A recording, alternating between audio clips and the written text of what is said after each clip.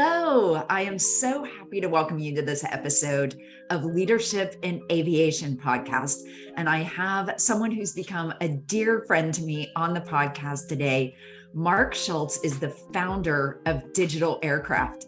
We met on Facebook and then on LinkedIn, and now here we are in a podcast. Mark, I am so delighted to capture your nuggets of wisdom for leadership in aviation. Welcome to the show. Yeah, Renee, thank you so much for inviting me to come and just have this conversation with you. You know, I'm really pleased to be here. And yeah, we did meet in a couple of different ways. And I think one of them, we really engaged for the first time when I did a virtual, conference is what I did. And you helped me. You jumped in and said, I'll help you out. And that was great. So I think that was about 3 or 4 years ago, probably. If I were going to tell someone, or not me, if you were going to tell someone, how do you see that potential in the people that you work with or the people that you want to work with? How do you see it? And then how do you develop that or manage that in them? Renee, I'm really good about envisioning a strategy, and I'm good about organizing and pulling projects together. And I have to rely on other people to be able to execute and accomplish. Now, I do a lot of execution, but what I mean by that is that we can accomplish so much more together, as a team, okay?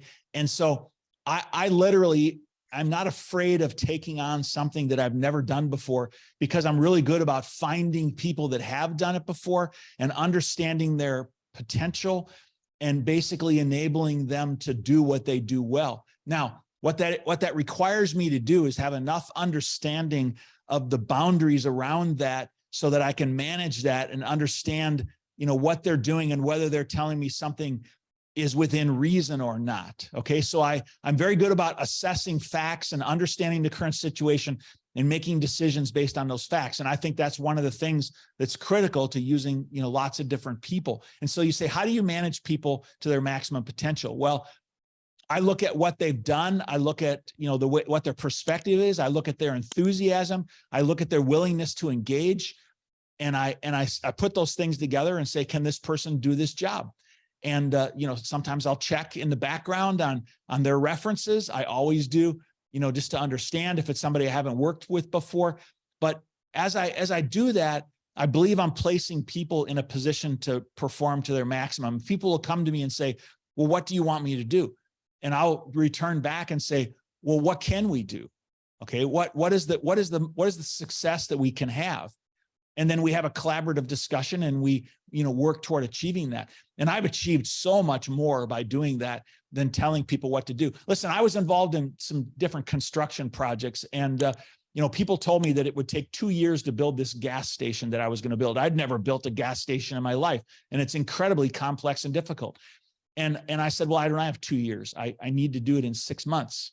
All right. And they said, it's impossible.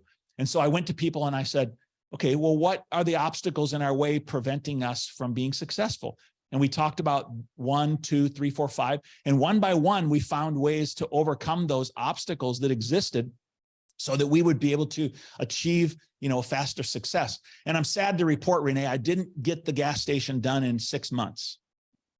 I got it done in 6 months and 2 weeks. Okay. So we took a process that was 2 years in length and accomplished it in 6 months because people worked together to think differently and to accomplish things that everyone said you can't do at that point. Yeah. I was furiously writing as you were talking. And I think probably the key that I'm taking away from that, and I think it's so important in leadership, and it's that you're curious, that you ask questions, that you listen to answers, that you allow people the space to be brilliant. I think that's one of the biggest takeaways that I had from what you just said. But then I also jotted down words like mindset. You have a mindset to solve problems.